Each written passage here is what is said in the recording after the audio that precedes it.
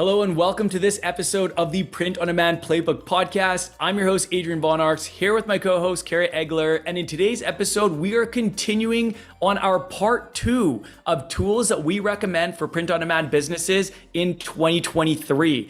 In the first episode, we talked about so many things: e-commerce platforms, print on demand companies, design creation tools, and design elements. In this episode, we are finishing up. We've got 5 more categories that we are going to speak on. And I think you're going to want to hear what we have to say about these, because we talk about the good, we talk about the bad, we talk about a little bit of everything, and we give lots of great recommendations that we use and love ourselves. But real quick, before we begin, if you haven't already, please be sure to subscribe to the podcast. And with that, let's jump in.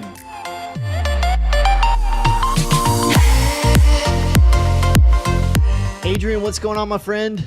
Dude, I am doing well, man. I am doing well. Just had a family visit for the weekend, coming down from the Vancouver area. So they were loving the weather. We had a lot of fun. We spent a lot of time outdoors. Awesome. And yeah, man, it's like this was one of the biggest reasons why I wanted to become an entrepreneur and have freedom of time and location, because I wanted to spend more time with my family. And it's extra cool because 2 of my big whys were to spend more time with my family, and the other one was to employ my family. And my brother, Carlos, who you know very well, and business partner, I've been able to employ him, and he has the same freedom and flexibility as me. So it's super cool because he's in Tempe, I'm in Scottsdale, and one of my brothers came down from the Vancouver area, and we were both able to take off like 4 days to spend with them and just hang out and not have to worry about, like when we would be available and whatnot. We were essentially on call for the last 4 days. That's awesome, dude. And so it was just cool, man. It's like, this is why this was one of my biggest reasons for wanting to become an entrepreneur. So every time I have family in town, it just reminds me like why I do this. How about yourself? So cool. Man, I'm great. Calvin's starting baseball, so we've been just like, going with that. We had like kind of like he's in first grade, but we had kind of like a tryout last week. It's almost like you try out in first grade. I don't think it was really a tryout, but they had everybody come and like kind of show off your skills, kind of see where everybody's at, which was interesting. So he's starting baseball season. This is his second year playing. I think they're getting rid of the T this year, so it's just like coach pitch. So that's good. So that's going to be exciting. That's a big change. Yeah, but other than that, man, I love what you said there, and we've been putting together some upcoming presentations for an event we're doing, and I keep thinking about those 2 impact lanes, your personal with your family and the things you want to do, and then also in your brand and I know you guys probably don't know what we're talking about, but man, this is good stuff. I'm thinking about that. Just creating a movement in 2 different ways, in your family and also in your brand, and being able to impact others. That's why I got into this too. And so it's always awesome to just take a day off, or spend time with the ones you love, and it makes me always really honored and humbled to be an entrepreneur. Totally, man. That. So anytime my family's in town, I take them. What's that? I was just saying, being able to be at like Calvin's games and his practices and all the different things, like it's awesome. It's special, man. It's special and it's rare. Unfortunately, not many people have that opportunity, and it's really unfortunate missing out on maybe some of the most special, times of your family's lives, or, your children growing up, missing up on some of their very special events and whatnot. So my goal is never to miss anything with my family. What's that? It's becoming more common. It's becoming more common. Good. With the internet is making it so much opportunity. So I'm excited. Yeah, man, I want to see it become more common. I think it's an amazing thing. And I think a lot of people want the same thing, man, a lot of people want to spend more time with their family and be there for them anytime they need. And I feel so lucky that in the drop of a dime, I can be on a plane into my family when they need me. That's like very special and important to me. I didn't always have that. I did not always have that. I actually remember a time real quickly.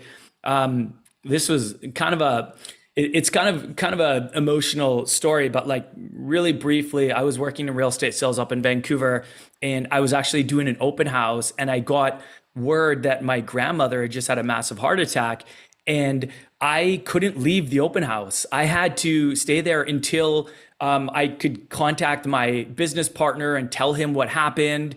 And then eventually when I did get a hold of him, he was like, just end the open house, like kick everyone out, close it, and like go be with your grandma. And she was a ferry ride away. She was on Vancouver Island. I was in Vancouver.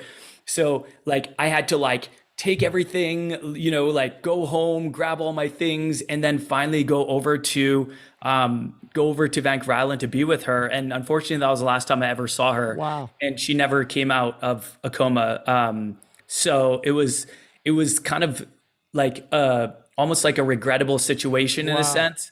But I never want anything like that to ever happen again. Like I'm there for my family, ride or die. Like on a dime now, I can literally I work from home, man. I can literally pack a bag and be on a plane like in a couple hours. Dude, what a story. That's intense. Yeah, it is intense, man. It's hard to talk about. That puts it in perspective, though. Man, we're getting deep. We're getting deep at the beginning of this. Right out of the gate, man. Right out of the gate. But that puts it in perspective. Like, man, it doesn't.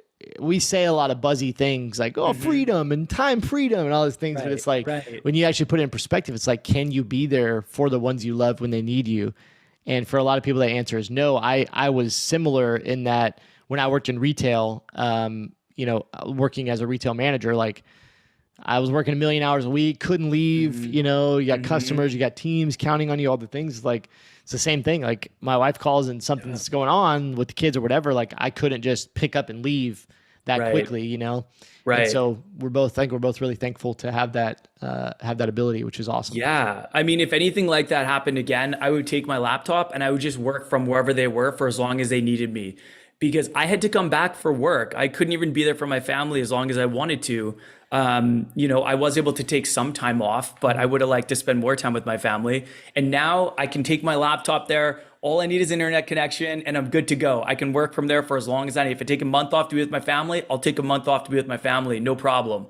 And that's just kind of like one of the many, many benefits of, being your own boss.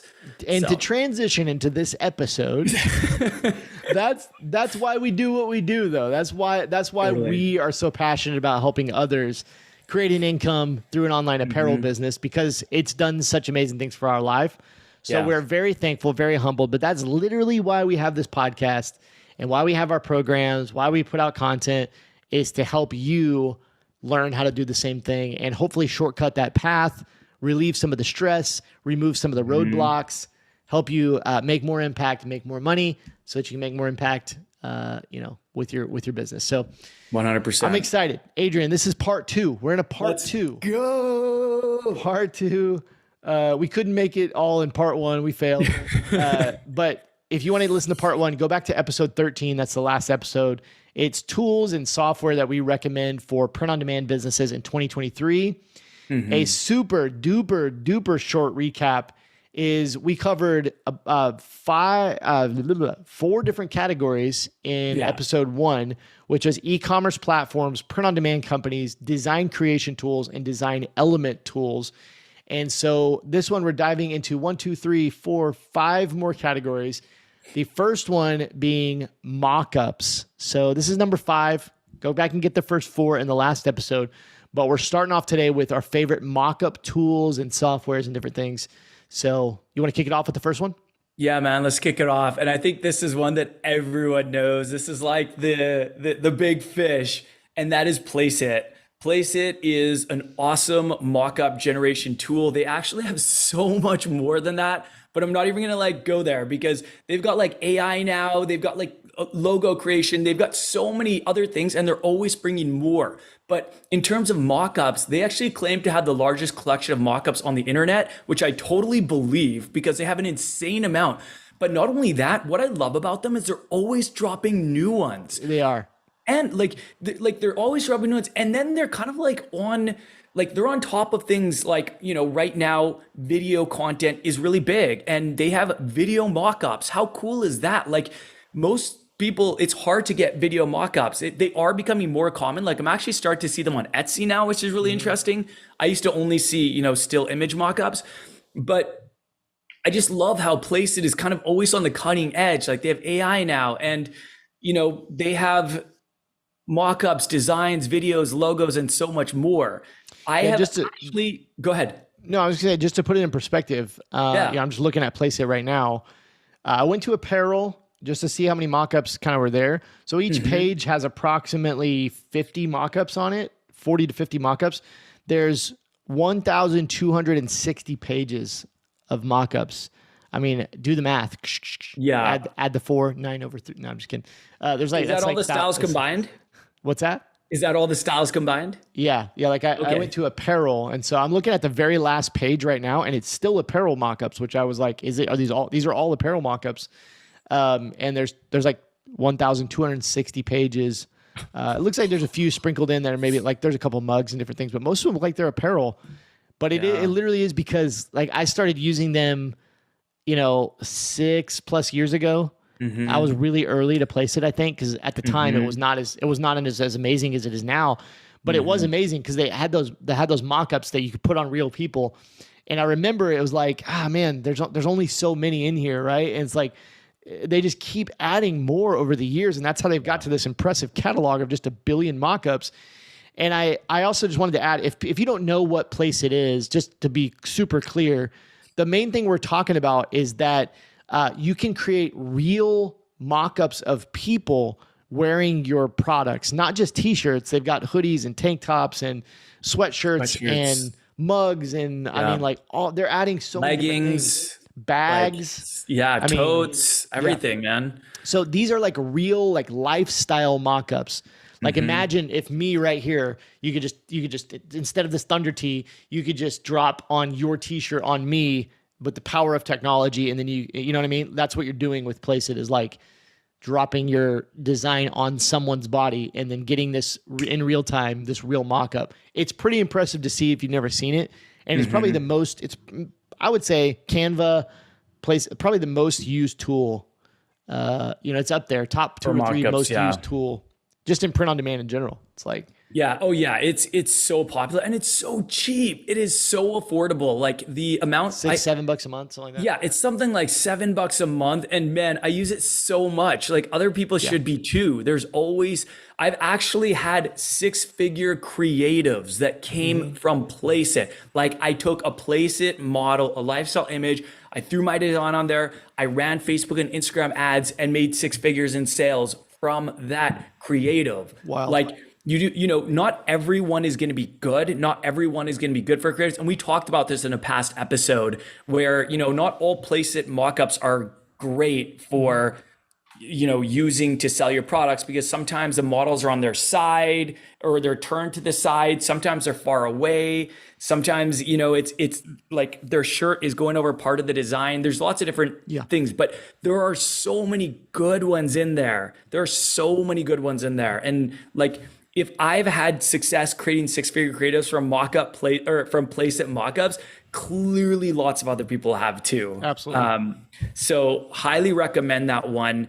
And I really can't say enough good things about it. I use it all the time. I've been using it about as much as you have, Kerry. And like same thing. It was like the first tool that I ever found that created photorealistic mockups. Before that, I was just using like the print on demand mockups, which are pretty terrible in my opinion. Most time, yeah. And most of them are pretty terrible in my opinion. And using Place It was a game changer. So it still can be a game changer. But there are a couple more cool places now that you can go and find mockups. So why don't we jump to the next one?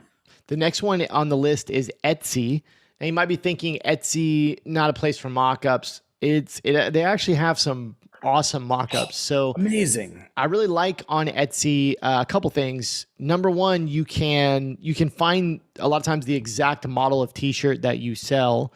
You can find different mockups of that exact t-shirt. Really, really nice, high quality mockups.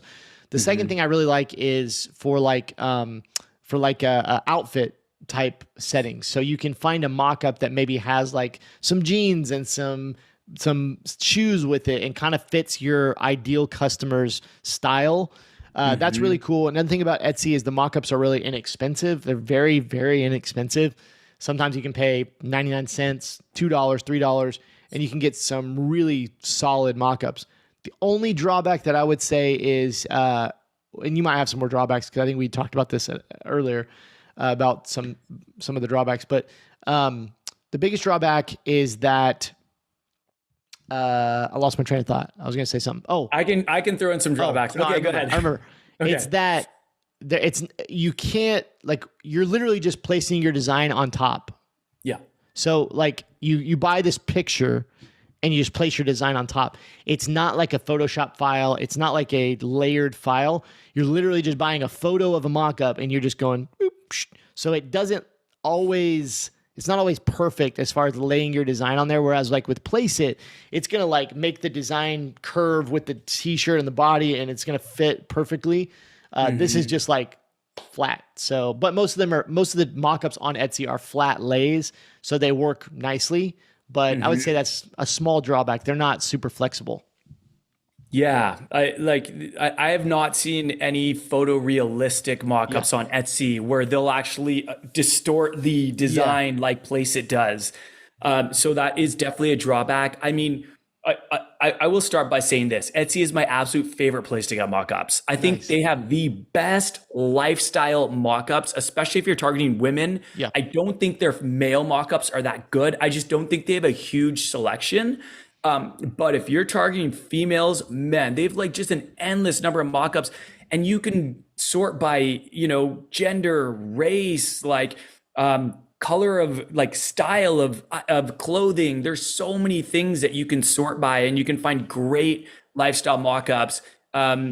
So yeah, it's hands down my favorite place to get mock-ups. The downside is that some mock-ups can look amazing when you put a design on them, because it's almost like the photographer knew like how to make it perfect for print-on-demand sellers. Yeah. And then others, it's like the photographer kind of missed the memo on how to make it perfect. Like it might have a lot of folds in it, and then your design goes over the folds and it looks a little funky. Like it looks pretty unrealistic. Yeah, or if they're just turned at all. It's like, how do you turn your image digitally? It's kind of like it's so hard to work with those ones where they're turned. Like there's definitely like a recipe, in my opinion, for like the ideal mock-up. And it's always centered. It's always, you know, the design is always the hero. Like there's a lot of space for the design to be the hero. There's not folds in the clothing, which you can actually smooth out the folds in Photoshop. FYI, I do it all the time.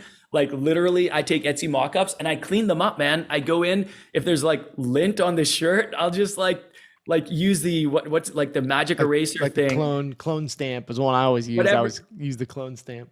I forget the name of it, but I use this tool and it literally just gets rid of it with one click. And then I go and I smooth out like the wrinkles and stuff. But there are some that are just, you can't work with them. Like, I mean, you can technically, because in Photoshop, you can actually distort the design. So if you really want you're it really to good, you have to be good at it though. It's like, you have to be good. I have no clue how to do it. So I never do it. And I don't want to learn, man. Like Photoshop's like another language. So you could hire someone on Fiverr to do it if you really wanted. But honestly, like if they're turned to the side, that's kind of a conversion killer in my opinion. I wouldn't want a model wearing my design turned to the side. I want it front and center. Yeah. And so, those are, there's a lot of pros. There's a couple cons. I do think I think they're well priced. A lot of them are like $3, maybe $3 to $5. Yeah. And a lot of sellers do promos, like ongoing promos where it's like, oh, buy 2, get 1 free, or buy 5, save 50%, something like that. I also like how you can buy bundles. Some sellers, they'll have like their entire catalog of mockups and you can just buy it as a bundle. But compared to Place It, I would say it is pretty pricey. So that's kind of all I have to say about Etsy. It is my favorite place. I highly recommend it, but just be careful with the mockups that you get from there. Yes. This next one on the list is Smart Mockups. I'm going to let you take this one because I really don't know that. I know about them. Sure. I've like used them briefly, but I've never really like used them consistently. Yeah. But I think the last time I looked at them, it seemed like they didn't have a lot of mock-ups, but now that I'm looking at it again, I'm like, oh man.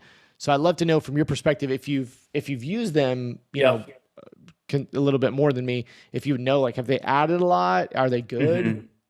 Yeah, so I have used them. I used to have a paid plan, and I had a 6-figure ad creative using one of their mock-ups. Nice. And then I found out that it was offered for free on their free plan. So I was just like, okay, I'm just gonna like ditch my paid plan because they don't have nearly as big of a selection as Place It.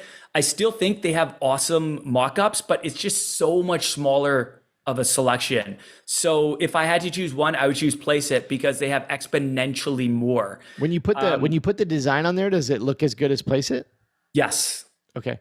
I'm Yeah, looking it's at some of their like photorealistic. examples, and it's like they put the example designs in really odd places, which is kind of weird. Oh, really? Like I'm just looking at I'm looking at the apparel mock-ups, and like all of them, the design is like way down low, pretty much all of What? them. And then some of them, it's like on the side. I'm like, why would you put your example dude. there? That is not a good like impression for their brand. But yes, you can make, they do look photorealistic like Place It. They're essentially just like Place It, but significantly smaller library. I'm glad But there's a competitor. I'm glad there's a competitor because Me I too. feel like Places just dominated the market for Yeah. so long. Well, dude, what's interesting is I actually noticed that some of the exact same mockups were on both Place It and Smart Mockups. Are you serious? And then I noticed that a lot of them disappeared from one of the platforms. Like there was one that I was using in Place It, and then I saw it in Smart Mockups, and then it was no longer available in Place It. And I'm like, are these models like making deals with the platforms? I don't know how it's working, but it was like Maybe no so. longer available. So I have no clue what's up with that. But what I will say is Place It and Smart Mockups both have free mockups that you can use. So if you don't want to pay for a plan and you just want to test them out, try out the free ones. Like I said, I've got a 6-figure ad creative that's still our number one selling product right now, and it's a Smart Mockup. It sounds funny Nice. to say, but yeah, from the free plan. So it's free. You don't even need a plan. You can just like use it. So I do recommend them, but if I had to choose between the two, I'd choose Place It in terms of like variety. They're also coming out with a lot faster. That's got to be their number one competitor. Oh, totally. Like sure. you mean Place It's got to be Smart Mockup's number one competitor? Or vice versa. Either way. Or vice versa. Okay, yeah. I Place It definitely does Smart way. Mockups. Seems like Place It does way more for less too, because they're a little bit lower price, but then you get all the social media. I don't know if that's in Smart Mockups, but all the social media stuff, the logo creator, the designer, the video stuff. I mean, like there's a lot of stuff in Place It. There's thousands of t-shirt designs that you can use and customize and all that stuff. So yeah, it's crazy. Smart Mockups is definitely like, I've only ever used it for mockups, but I don't believe that it has nearly as much as Place It in terms of other features and functionality. But I do think it is improving, but it's still like Place It's improving so fast that it's hard to even get close to catching up. So the last one we've got on the list here, the last one we've got on the list here is Creative Market. And this is one that is a little more premium. You're basically, what Creative Market is it's like a marketplace. You can go on and you can search for different design elements. Did we talk about this one in the previous? I did have this on the list in the design elements category, but I don't remember if we talked about it or not. But it's basically a big marketplace for design, creative stuff. I mean, fonts, anything. Fonts, yeah. They have, so what you're going to get on Creative Market is you're going to get very high quality. They're going to be very editable, if that makes sense. Like, for instance, I just pulled it up right now. I'm looking at a sweatpants mock-up, and it's like the pants are more like curved and different things. Like there's more. And so you'll get like maybe a Photoshop file that has multiple layers where you can change the color to your exact color, and you can lay your design on there, and it's going to really, really fit it super nicely. So I think Creative Market, if you were looking for like the highest quality digital mockup that was extremely customizable, that is probably even going to be, if you compare it to something like Place It, it might even be more realistic than Place It. You're definitely going to pay for that. It's going to be a little bit more premium price, but they're just really nice, high quality, high end, customizable mockups. Yeah.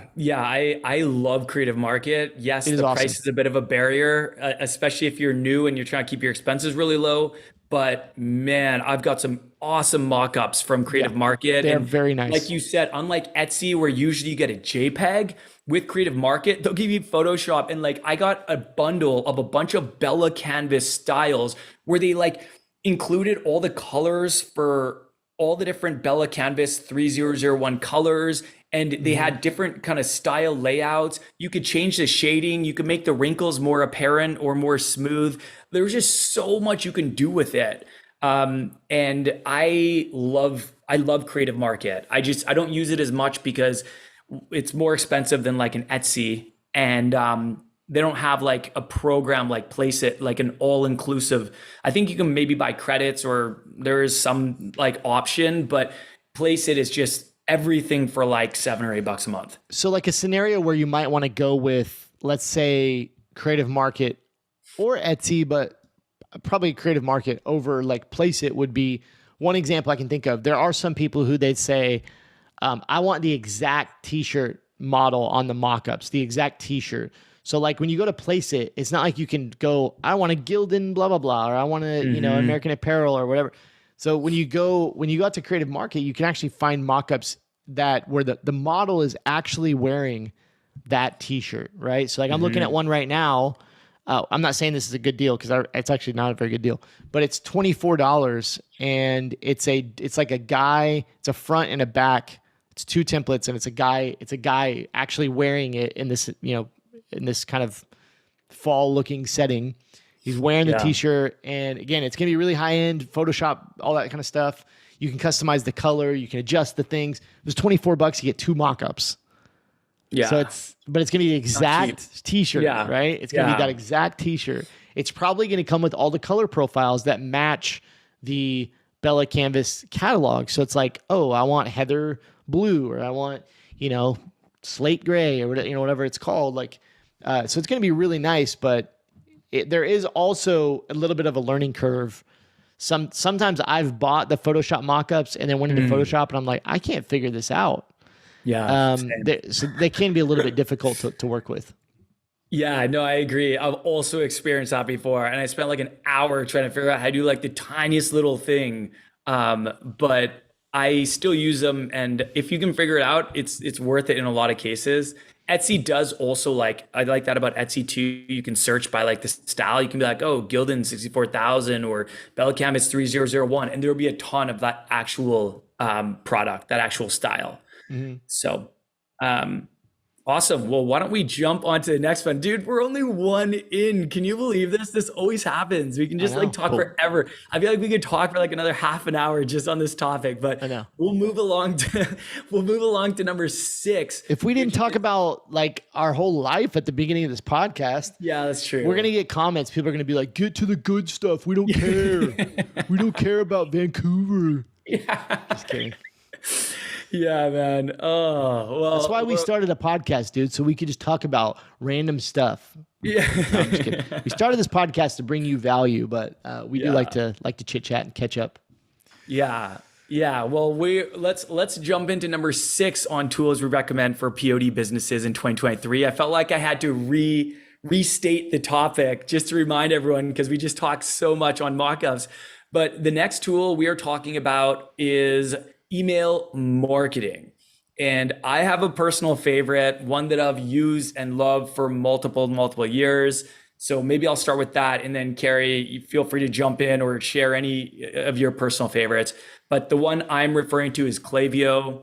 I really like Klaviyo. I feel like they are the most cutting edge when it comes to email marketing for e-commerce brands. That's really their bread and butter. And I love that they're built around e-commerce. So they think about us, the e-commerce sellers first, as opposed to a lot of other email solutions which had a totally different focus, or maybe they still do, but they have like an e-commerce component or something like that. So I noticed that like a lot of the new features that come out with Klaviyo, they're kind of e-commerce first, in my opinion. Most of the ones I see.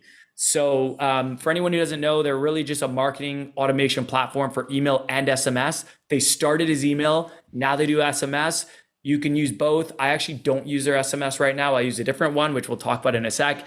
But I really like a lot of things about Klaviyo. I love their template library. So they have all these automated emails that are literally available for you in a library that you can just activate, and they're pre-made for you. So what I generally recommend is starting with a template just to get like that MVP, that minimal viable product up and running for your email. Like if you're running ads, you need to have an email capture. You are paying to collect emails because most people aren't going to buy the first time they see that ad. So it's on you to collect their email and remarket to them.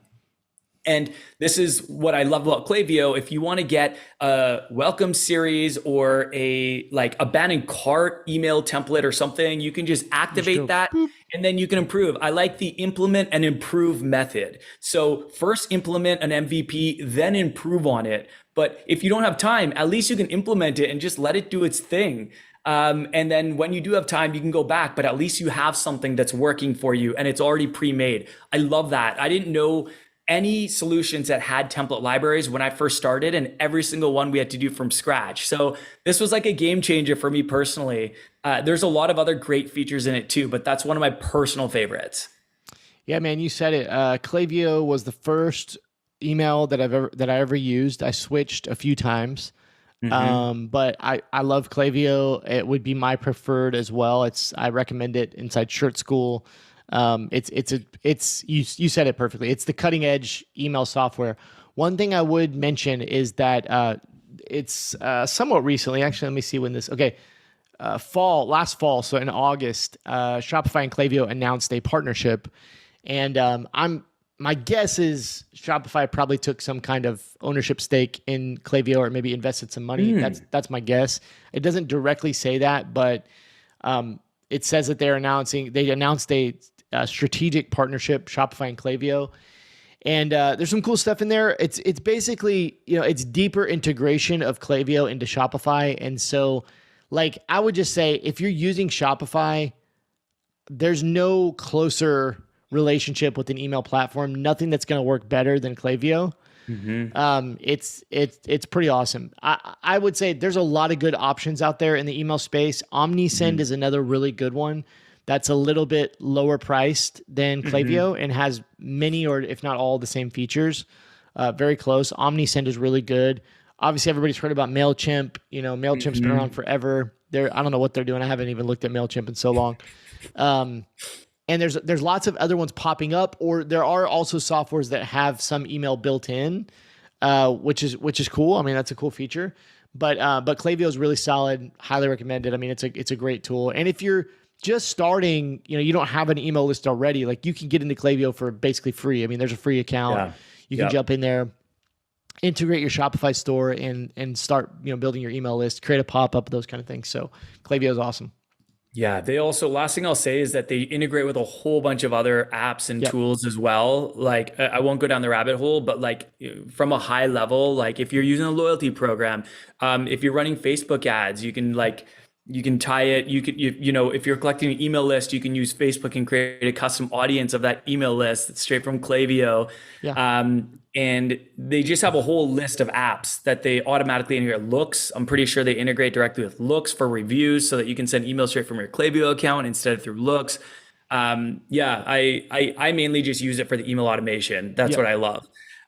So, all right. Well, is there anything else you wanted to say about email marketing? I think you mentioned the other kind of big, good names. Like those are the ones that I would have thought of. I've used OmniSend in the past. I went from Klaviyo, then over to OmniSend because it was cheaper, and then back to Klaviyo because it had features that OmniSend didn't have. But it seems like OmniSend does like kind of play catch up with Klaviyo. Yeah. Klaviyo's like cutting edge. They come out with the features and then everyone just kind of like copies them. So maybe OmniSend is at the same level again. I actually have no idea. I've been with Klaviyo for years, but no, I'll just say something you mentioned. We need to keep moving, but something you mentioned that I just want to make sure people understand. There's some email platforms that are not built for e-commerce, for selling physical products. Klaviyo is 100% like they're really focused on physical products. So like for instance, for courses and digital things, I use ConvertKit for that side. I really like ConvertKit, but ConvertKit like is not at all for physical. I mean, they've tried to put in some features, but it's like they mainly focus on text. Like when you're writing an email, it's like text-based. It's not visual. So like it's great for that, for information, but like Klaviyo is like visual, right? Because when you're selling physical products, especially apparel, print on demand, it has to be visual. So anyways, let's keep going. Cool. All right. Do you want to take the next one? Yeah. So the next category here is SMS marketing. We put 3 on the list. We're gonna go through these pretty quickly, but Adrian, I'll let you take it on these first two. Sure. Sure. So the first two, I've used both of these. They are Postscript and Attentive. So Postscript is an e-commerce SMS platform that enables brands to communicate and engage with customers through text messenger marketing. Attentive is very, very similar. Like, honestly, I think both of these tools are awesome. I used to use Postscript and then I switched over to Attentive because I was able to negotiate a better deal. That's really it. That's it. And then when my contract, so one thing about Attentive that a lot of people may not know is that Attentive is always requires a contract. I was able to negotiate a 1-year commitment instead of multi-year, which I was okay with, even though I'd love to go month to month.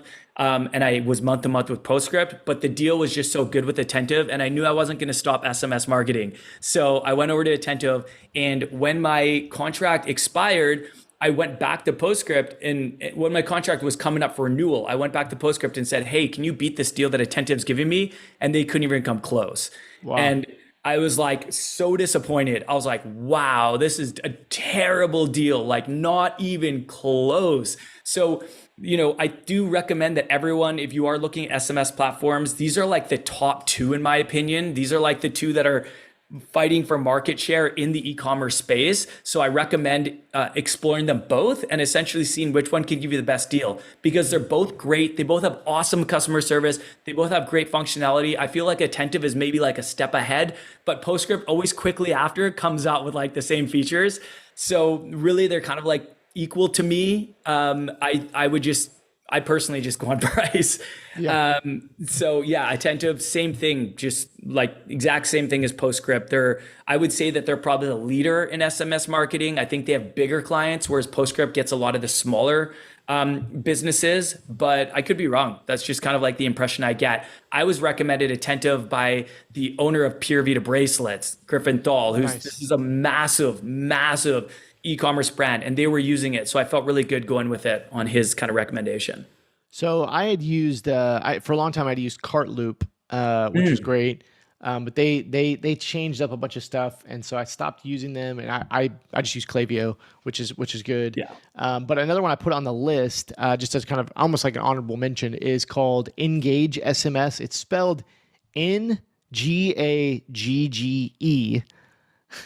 Kind of weird. There's a new player, but I did a YouTube review on them and used them for a little bit, and I think they're great. Like, I think what you mentioned is, or kind of to add to what you said, is these platforms like Attentive, Postscript, they're, again, like we just said with email, they're dedicated SMS platforms, and they're built for e-commerce again. So these are like Shopify apps. They're mainly thinking about how do we sell more physical products for you, or how do we create a system where you can sell more physical products via SMS. So there are, I guess, the big advantage to having it kind of all in one platform like Klaviyo is, number one, you can build automations that are really cool, right? Like you can say, if you're doing like Klaviyo for email and SMS both, you can do like, all right, after 1 hour, send an email, but then 30 minutes later, send an SMS.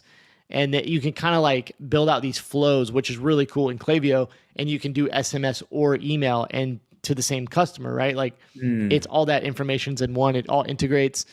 That's an advantage there. But again, advantage on the other side, if you have a dedicated platform, is it's just more optimized. There's better features for SMS because Klaviyo is an email platform, right? But they added SMS. So it's just, these are dedicated SMS platforms. Engage was really good. They have some introductory offers, because they're a newer company. But I really liked their app. It was very simple to use. I was pretty impressed just by how simple it was to set up. Like, on the other hand, I think Klaviyo is kind of difficult to get SMS going. Like, it's kind of, there's a lot of steps. Okay. Yeah. But like, a software like we're talking about seems to be a little bit easier to get going with if you're new to SMS. Yeah, that's interesting hearing your perspective. First of all, I haven't heard of Engage. This is the first time I've ever heard of them. Secondly, Klaviyo is email first, and they're trying to make this SMS push. But what I heard from kind of through the grapevine, I didn't even really evaluate them, to be honest. What I heard through the grapevine is that they're just not the kings of SMS, and they're like SMS. they were email first, SMS second. I know now they're trying to make a push and really push that like seamless integration, which is actually a pretty awesome like USP, like, you know, an awesome differentiator. But I have not really checked out what it's like. So that's interesting to hear from you that they're like not the most maybe user friendly to like use their SMS. The automations are phenomenal. I mean, like, being able to create an abandoned cart automation and see everything on one page with SMS and email, like, and be able to kind of work those together and some of the messaging and the discount codes and like, you know, you can work all it's pretty awesome. But, you know, I get what you're saying for sure. Cool. Well, that was four different options for SMS marketing. Let's go to the next one, which is sales channels. So let's talk about sales channels. I use sales channels as a primary acquisition channel. And I personally think it's the best place to find traffic to get your products in front of. I've always used social media as long as I've been in this space, and I still use social media. I haven't found any better like acquisition channel for traffic than social media. I know there's other options out there, but this has always been the best in my opinion, both paid and organic. So I just wanted to list kind of like the top sales channels that I see other people using that I'm using myself. Those are Facebook, Instagram, TikTok, Pinterest, and Google, mainly Google Shopping. I don't even know if it's called Google Shopping anymore. They've been making some changes over at Google. I put that one on there at the kind of the right before the episode. Oh, okay. I was like, did I put Google Shopping on there? I should put my name by it. No, that's okay. That's totally cool. I think Google came out with, what's it called? They came out with a new feature, Google Plus or Google Advanced. They're still Google Shopping. I mean, but okay, they are. That's another thing, but yeah, I know that they've been Performance Max. That's one thing that they came out with recently. And I thought Performance Max, I don't actually know that much about it. I thought Performance Max was supposed to be like kind of a replacement for a lot of the Google products and have some more automation, making it a little bit easier for people. Because I think most sellers would agree that Google is probably one of the most complicated tools to work with. Trying to get on Google Shopping is a freaking nightmare. Oh, dude, Google Shopping, Google Analytics, Google, like they have so many different things. And I feel like Facebook and Instagram and TikTok and Pinterest, they make it really simple. Like they don't have a huge variety of options and you don't have to go in and do all this setup. A lot of it is very kind of automatic, which is what I like personally, because I'm not an overly techie person and I don't want to spend all my time doing like back end stuff to set something up. But one thing I would mention is I think when we're talking about social media, Facebook, Instagram, TikTok mainly. I mean, you can do Pinterest ads, so we should probably include them in there. But Facebook, Instagram, and TikTok, we're not just talking about paying for ads. We're talking about in general, these platforms are probably the best. So, you know, we're talking about influencer marketing, putting out content, building communities or groups, as well as buying ads. We think these are the best places to go. I think for me, I mean, Facebook ads. Facebook owns Instagram. Anybody who's not aware, Facebook owns Instagram. So you actually can run Facebook and Instagram ads from the same software called Facebook Ads Manager. Facebook and Instagram ads still to me are the best currently. A lot of people have a lot of success on TikTok ads, which is great. I still think Facebook and Instagram ads are the best still. And I'm not super familiar with Pinterest running ads on there or anything. I really haven't marketed there. And then Google Shopping, I put that on there just because I've had students that have had success with it. And it's kind of, if you get the right product and get it set up correctly, once you get through the setup, it can be a little bit of like set it and forget it, you know, like it can be really powerful just to have it listed in Google Shopping. Somebody puts in a keyword, your product comes up, they can buy it there, which is really cool. And I've had some students have made some considerable sales through Google Shopping. But one thing I would love for you to briefly mention, if you can, is I want you to talk about Instagram Shops and that kind of thing. Yeah, You've had some success there. Yeah, so Instagram Shops is something that's working very, very well for us right now. And I'm always surprised that it's not talked about more. And I'm surprised that more people aren't using it. So Instagram Shops, for anyone who doesn't know, it's essentially where you can tag your products on Instagram, and people can purchase them from you in app. So this creates a completely seamless experience for the customer. They do not have to be directed over to your website to make a purchase, which creates some friction in the buying process. Instead, they can go, they can shop your catalog, they can see the specs, they can see everything, they can add to cart, and they can make a purchase all within the Instagram app without ever leaving, which is amazing. Like, the easier, you always want to make it as easy as possible for your customers to buy. So the easier you can make that buying process, the better. And I know, based on a recent Shopify report, that the number of customers buying in app has significantly increased over the years. And I mean, obviously that's in part to new products and new improvements on things like Facebook and Instagram shops. But this is something that we've had a lot of success on. We've run a lot of tests on it. We're still running a lot of tests on it. And I highly recommend trying to set it up. I mean, it's another sales channel for you. And I know eventually Facebook and Instagram plan on charging kind of like a processing fee when you make sales through the app, kind of a platform fee. But they keep postponing the date that they're going to start charging. It's free right now. Like, you can go post your products on Facebook and Instagram apps, and you make a sale and you don't pay anything to Facebook and Instagram. That will change eventually. Yeah. This is going to become a monetization stream for them, but it hasn't yet. I think it's pushed back now to June. Take advantage while you can. Yeah. Take advantage while you can. Yeah. Like, it's got pushed back multiple times, so maybe it will get pushed back again. But there are so many people, especially big businesses, who are not on there yet. And that means less competition for you. So I highly recommend trying it out for your business. You have nothing to lose. And what I notice is we get algorithmic favor. We get favoritism when we post our products and tag them on Instagram. Some of our posts will get 10x more engagement on a consistent basis on the posts where we tag a product. And it might not even be like the product itself. We might post like a quote, and then we'll tag one of our products to that quote, and we'll get 10x more engagement on that quote than we would on another quote that we didn't tag a product. So we always tag our products on quotes. The algorithm's like, ooh, we're pushing these shops. Totally. Like, they love early adopters. They favor early adopters. They want people to, they're very incentivized to get sellers using this feature because they're eventually going to monetize, and it's going to be a stream of income for them. Not only that, one thing I love about it is they can track the entire seller journey, which you can't do since iOS 14. It's gotten much, much more difficult. So generally, in short, iOS 14 came out, I think it was last year, and it just, like, it completely changed the landscape. Essentially, it doesn't allow you to track as well once someone leaves the platform. So as soon as someone is directed away from Facebook and Instagram to your website, Facebook and Instagram lose track of that customer and their journey. There are things, Shopify has kind of created an integration with Facebook and Instagram to help, but it's not as effective as it used to be. And this is one of Facebook and Instagram's solutions to that problem. If they can control the entire journey, they can see everything from what the customer looked at to what they added to cart, and then they can retarget them with similar products. And they have the entire process from first seeing the ad to making the purchase, which they don't have that same visibility when you take someone to your website. So hopefully I didn't go too far down the weeds there, but I am really big on Facebook and Instagram shops, and I highly recommend everyone give it a try.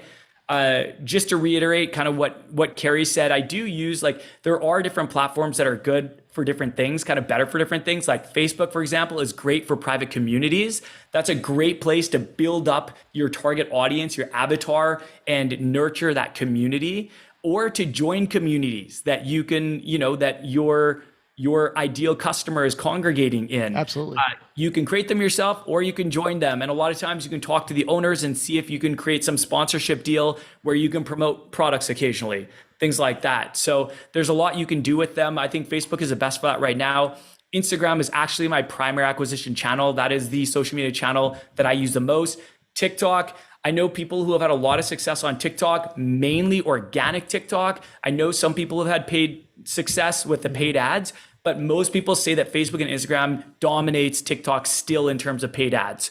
I could go on a rant about TikTok and the benefits of it being a content-based algorithm versus a social algorithm like Facebook and Instagram, but that'll be for a whole other episode. Yeah. So I will stop talking there, and you can say anything else, or we can move on to the last and final tool / marketplace that we recommend. Yeah, the last one we have on here is I guess another sales channel, because you can't integrate your Shopify with it's Etsy it's a marketplace. So I think we both like Etsy as a sales channel or a place to sell. And it's 93% female. So that's something to think about, but it is one of the largest e-commerce platforms in the world. I mean, it's a great opportunity, and I think it's relatively easy. It seems like they're pretty friendly to print on demand. Yes. And so, most print on demands now, they integrate pretty easily with Etsy. And so it's just, to me, I'm always like, Shopify should be your home base because you need to control your marketing. You need to be able to own your customer data. You don't have any competition on your website. It's just you, right? When somebody's on your website, they're only looking at your products. Whereas on Etsy, they're going to be looking at all the bajillions of products there, being recommended things, all the different things. But I do think it can be a supplemental place that is really, really good to sell on. And there's really no reason why you shouldn't be on there if you're doing print on demand, because you can take the same product you have in your Shopify store, list it over on Etsy, and voila, you are in business. So I think Etsy's a great opportunity. Yeah, Etsy's my favorite secondary kind of supplementary channel to Shopify. So all of what you said, like Shopify is owned real estate, Etsy's like rented or borrowed real estate. It's a marketplace where you could put your products on there, but they can terminate your account at any time. You don't get nearly as much data. But what's nice about it is if you just go with Etsy and print on demand, you can skip creating an online store and they drive traffic to their website. Yeah. There's pros and cons. I think we should create a whole other website of other pros and cons, a whole other episode on Etsy versus Shopify. Totally, man. Like this is such a contentious thing right now. You got like the hardcore Etsy and print on demand. You got the hardcore Shopify print on demand. I'm on the Shopify bandwagon, but I do use and love Etsy as a secondary channel. But we'll get in another episode, in a future episode, we'll explain why that's so important in more detail. But I definitely recommend that if you are on any marketplace for your brand, I would be on Etsy. That's where I think is the best. In wrapping up this episode, I wanted to say, I just wanted to mention, if you're still listening at this point, thank you so much for listening. Like, you're amazing. You are the hardcore fan. And I wanted to mention that Adrian and I have been looking more at the actual amount of listens we're getting and what the different platforms look like. And you guys, we are just blown away. We're blown away. We're literally gratitude. Thank you so much. Like, if you're listening, watching this on YouTube, thank you so much. We cannot say that enough because we're only, I guess this is episode 12. 12 episodes in. We released episode 15. Oh, this is episode 15. I'm sorry. So, okay. So we're episode 15. So at this point, when we're recording this, but when you're listening to this, we're 15 episodes in. Yeah. Which is probably 3-ish months, somewhere around there. 3-ish months. We released 3 episodes on the first day. And we've been looking at more at the numbers and the analytics. Like, we're ranking in the top entrepreneurship podcasts in the United States. Amazing.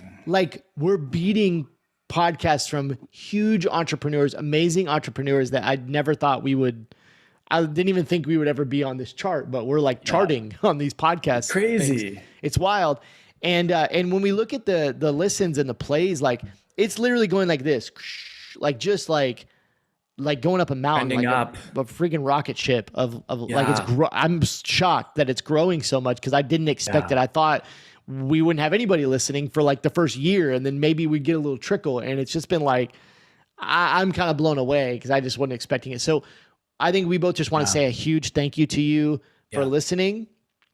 And if you would, like, whatever platform you're listening on, help us continue the momentum by just leaving us a review, dropping us a comment on YouTube, hitting that subscribe button, wherever you're at. If you can just leave any kind of comment or review on the content, we would greatly appreciate it. And for you guys that have already done that, man, we can't say thank you enough. We're humbled. We're blown away.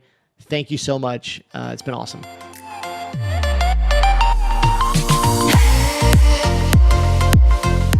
Thank you so much for listening to this episode of the Print on Demand Playbook podcast. If you enjoyed this episode and got value out of it, please leave us an honest review on whatever platform you are listening on. Spotify, Apple, Google, maybe on YouTube. Drop us a comment or leave us a review. It goes a long way in helping us grow this podcast and get more people listening. And we hope you have a great week. See you on the next one.